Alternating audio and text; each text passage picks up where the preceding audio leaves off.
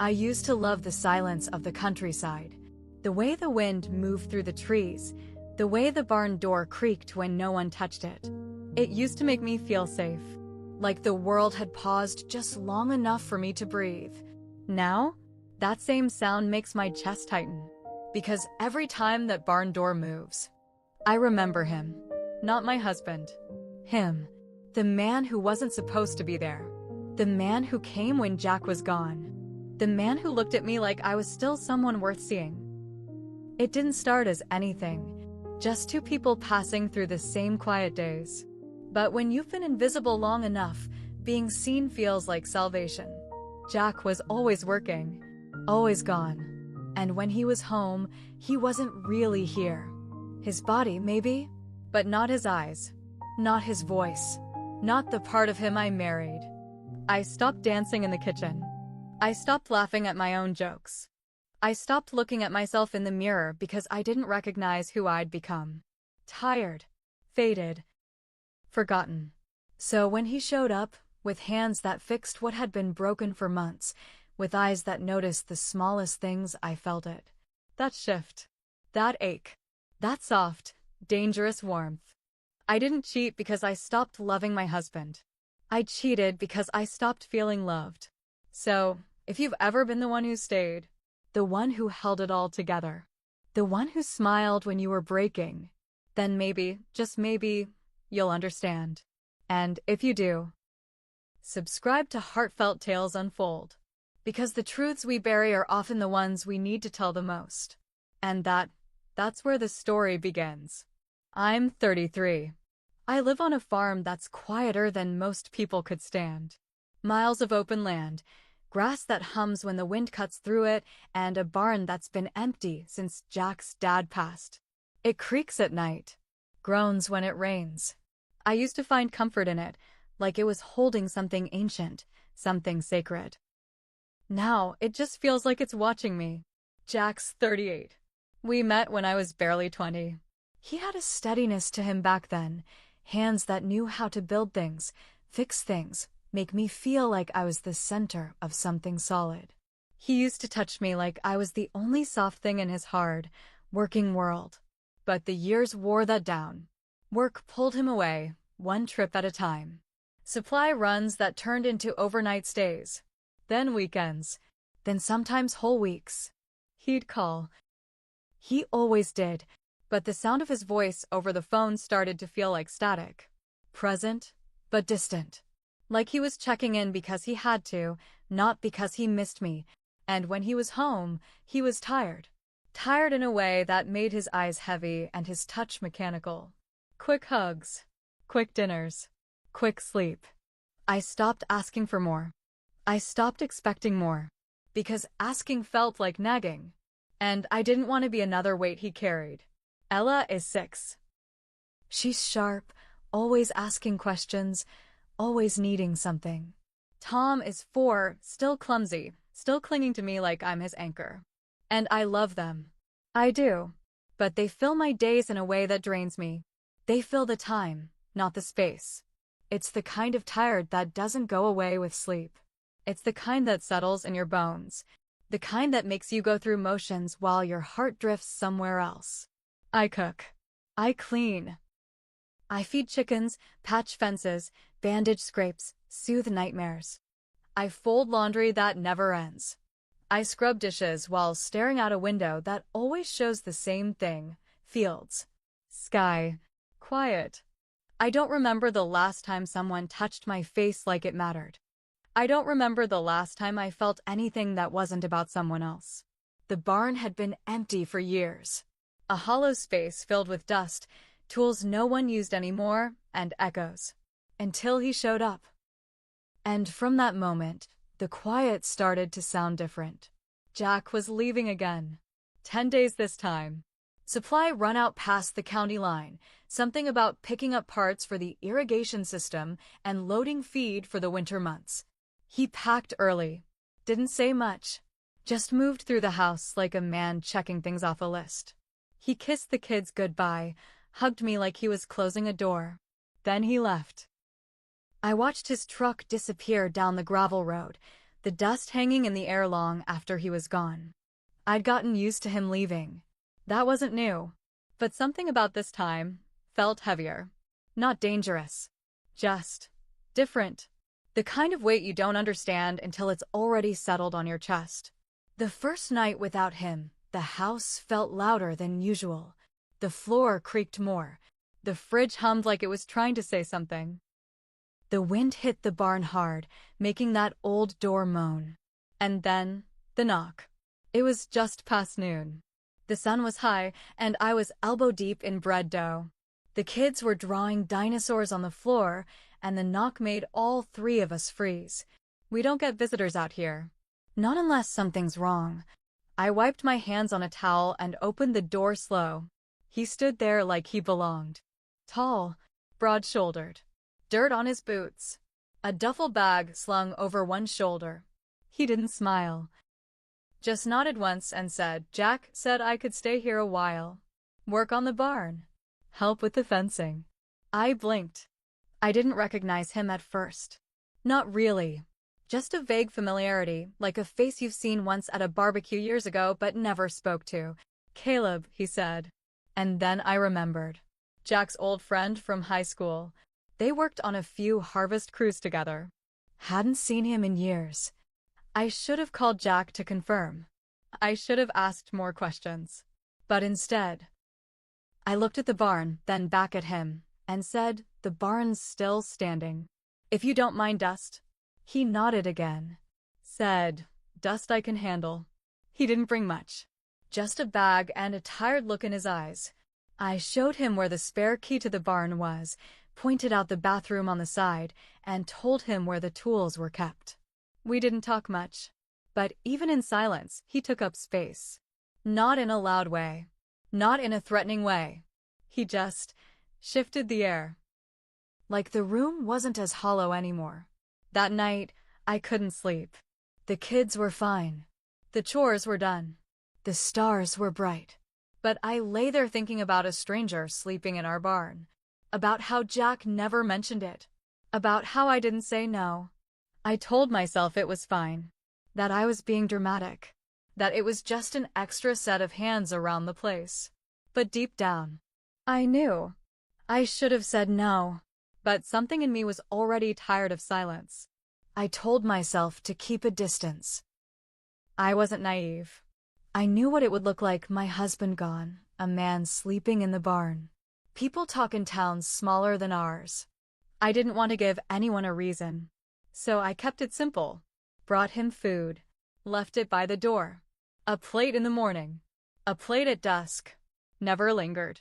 Never stayed to chat. Didn't ask how he slept. Didn't ask why he looked so tired. Didn't ask where he'd been all these years. But Caleb, he noticed things. He didn't say much, but he listened. You can feel when someone's paying attention. The kind of attention that doesn't need words. He fixed the latch on the chicken coop without being asked. Hammered down the warped plank on the front porch. Found the leak in the shed roof before I even mentioned it. And every time he did something like that, I'd feel it. That little pull in my chest. That voice inside that said, Jack would have waited until it broke completely. I hated that thought. Felt disloyal even thinking it. But it kept coming back, quiet and steady. I tried not to look at him. Not directly. But I started to notice things anyway. The way he moved without sound. The way he never filled space he wasn't invited into. The way his hands were always busy, like silence made him uncomfortable too. One morning, it rained. A hard, cold kind of rain that smelled like iron and dirt.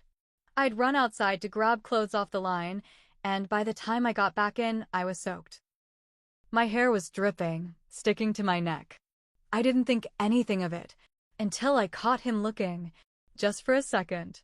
His eyes flicked up when I passed by the kitchen window with a basket of half-wet clothes in my arms, and I felt something twist in me. Not because he looked, but because I cared that he did. Why did I care if he noticed my hair was still damp from the rain? Why did my stomach flip like that? It's nothing, I told myself. Just kindness. Just being seen. I hadn't realized how long it had been since someone really looked at me. Later that day, I was at the sink, washing the dishes from lunch. The kids were napping. The house was quiet except for the soft clink of plates and the steady drip of the faucet. Without thinking, I started humming. Just an old tune my mother used to sing. Something soft, something slow. And I felt it. A presence. I glanced out the window.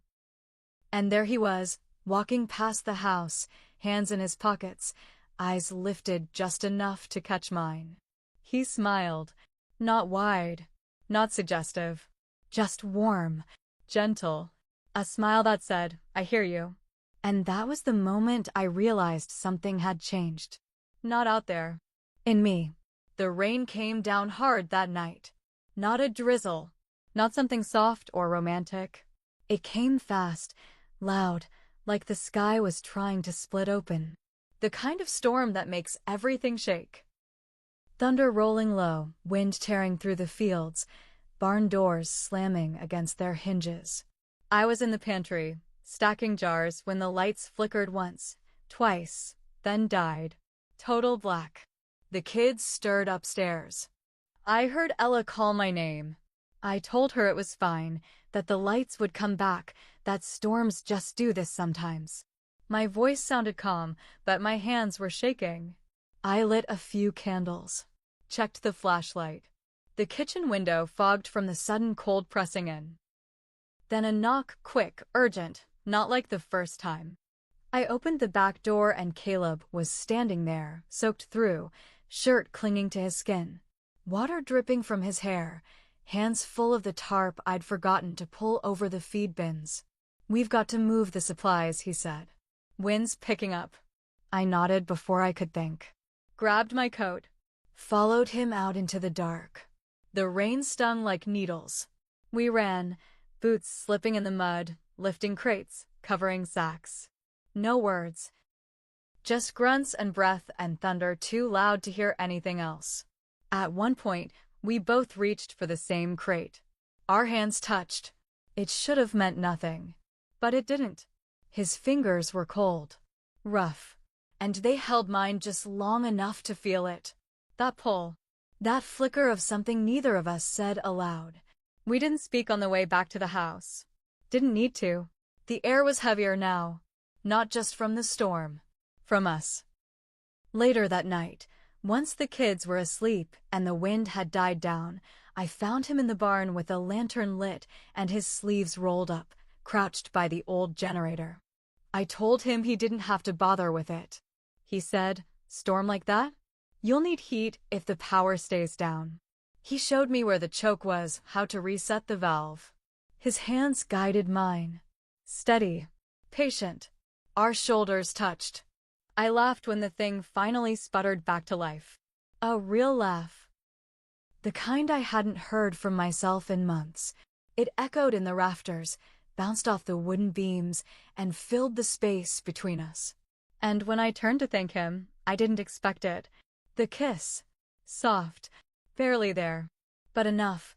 Enough to make everything stop. It wasn't the kiss that shocked me. It was that I didn't pull away.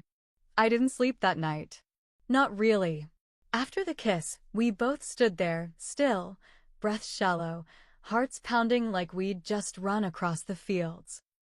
I whispered I shouldn't have. He said nothing, just looked at me like I was someone worth holding still for. I stepped back, went inside, locked the door, sat at the kitchen table for hours staring at a candle burning down to nothing. The guilt came first, then the ache, then the question I'd been too afraid to say out loud. The next day, I brought him coffee like usual. Same cup, same walk to the barn. But this time I stayed. He didn't speak right away. Neither did I. Until finally I said it, so quiet, I wasn't even sure I meant for him to hear. I miss being looked at. His eyes lifted slow. I miss being known. Like, when someone sees your face and doesn't just see a wife. Or a mother. But sees you. All of you. He stepped closer. Not rushed. Not bold. Just present. And said, "You deserve more than waiting for a man who forgot how to see you." That broke something open in me. because I wasn't angry at Jack. Not really. I was just empty. So when Caleb reached for my hand, I didn't pull back. We didn't rush anything. It was slow, careful, like neither of us wanted to admit what was happening, but both of us had already surrendered to it. There was no hunger in it. Just release and sorrow. So much sorrow. Because I knew, even as it was happening, that we were crossing a line we couldn't uncross. The way he held me didn't feel wrong. It felt like remembering who I used to be, and that made it worse. When I woke the next morning, the sun was just rising, casting gold through the bathroom window. I looked in the mirror. My eyes were softer, but my shame was louder. I couldn't pretend. Not anymore. Not to myself. And definitely not to Jack. This wasn't just a moment. It was a crack in everything I thought I could hold together. Don't miss what happens next. Subscribe to Heartfelt Tales Unfold. Because some stories aren't over when the moment ends. They're just beginning. The call came just after noon. I was folding laundry, still trying to feel normal inside my own skin, when Jack's name lit up the screen. I hesitated, then answered. He sounded cheerful, tired, but lighter than usual. Said he finished the run early, made good time, thought he'd surprise me. I'll be home tomorrow morning, he said. Maybe earlier. I swallowed the lump in my throat and said, that's great. He told me he missed me, and I told him the same. When I hung up, my hands were shaking. Caleb was outside, splitting firewood by the barn. His sleeves rolled, sweat on his neck, the same way he'd looked the day he arrived. I watched him through the kitchen window, knowing I wouldn't say goodbye, knowing he wouldn't either. And I was right. By sunset, he was gone. No knock, no note, no sound. Just the barn, standing quiet again. But it didn't feel the same. It felt hollow in a new way, like something had lived there and left its breath behind. I tried to move through the evening like nothing had changed. Made dinner, bathed the kids, cleaned up the toys. But my body wasn't fully there. And Ella saw it. She sat beside me on the couch, leaned her head on my arm, and whispered, "Why are you sad, Mommy?" I didn't answer, just kissed the top of her head and pulled her close.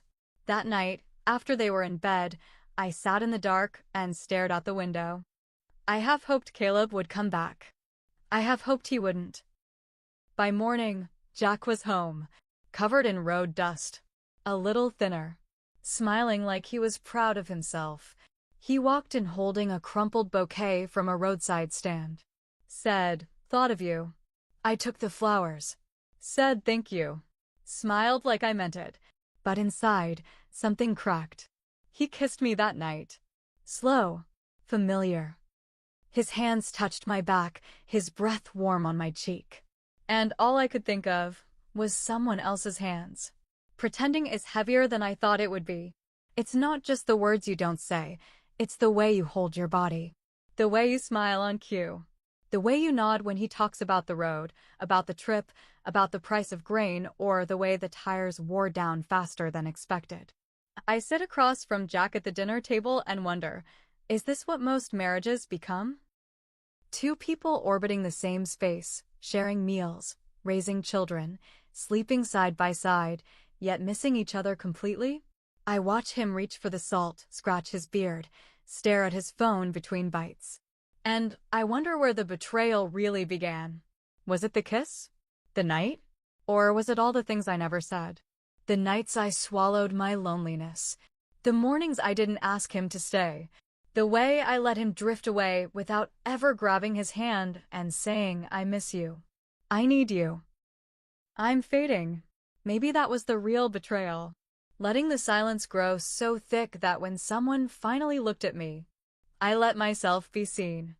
I don't love Caleb. Not really. But I loved what he reminded me of. That I'm still alive. That there's still a woman inside me who wants to be touched gently, spoken to like she matters, looked at like she's more than a fixture in a home. That woman, she came back for a while. And now she's quiet again. I look at Jack differently now. Not with hate, just with questions. Do I resent him for leaving? Or for making me need someone else in the first place? The guilt moves through me like waves. Some days soft, some days hard enough to knock me off balance. But if I'm honest, I don't know if I'd undo it, because for the first time in a long time, I felt something real, something mine. I haven't told him. I don't know if I ever will. Have you ever almost done something, not to betray, but just to remember you were still here? To feel the weight of a hand on your back. To hear your name said like it matters. To be reminded, just for a moment, that you're more than tired eyes and to-do lists. Would you carry a secret like this, hold it in your chest like a second heartbeat? Would you protect it or let it go and watch everything you've built crack under the truth? I still don't know what I'll do. I still wake up some nights thinking about the quiet in that barn. The warmth of his hand. The way he looked at me like I hadn't disappeared. And I wonder, what would you have done? Would you have walked away? Or stayed? Would you have pulled back or leaned in? If you've ever been there, on that edge between longing and loyalty, say something. Drop your truth in the comments. If this story stirred something in you, subscribe to Heartfelt Tales Unfold. The next tale might echo something you've never dared to say aloud. Some betrayals don't begin in bedrooms. They begin in glances. In long silences at dinner tables. In birthdays forgotten and kisses that land on autopilot. They bloom quietly, like weeds in the garden of a marriage. The man in the barn didn't steal me. I was already lost. He just saw what I thought no one else could. The flicker. The ache. The woman still waiting behind all the chores and quiet and years of being needed, but never noticed. I love my husband. I do. But I hate the woman I had to become to stay loyal in his absence. The one who smiled while shrinking. Who never asked for more, even when her heart was starving. We build homes with love. We raise children with tired hands and soft voices. We say we're fine over and over until we start to believe the silence is normal. But sometimes, the walls hear more truth than we dare speak. He's back now. Jack. The house is full again. The lights are on. The kids are laughing. Everything looks the same. But sometimes, I still hear the barn door creak. And I wonder if part of me stayed with him. So, if you've ever been the one who stayed, the one who held it all together, the one who smiled when you were breaking, then maybe, just maybe, you'll understand. And if you do, subscribe to Heartfelt Tales Unfold. Because the truths we bury are often the ones we need to tell the most.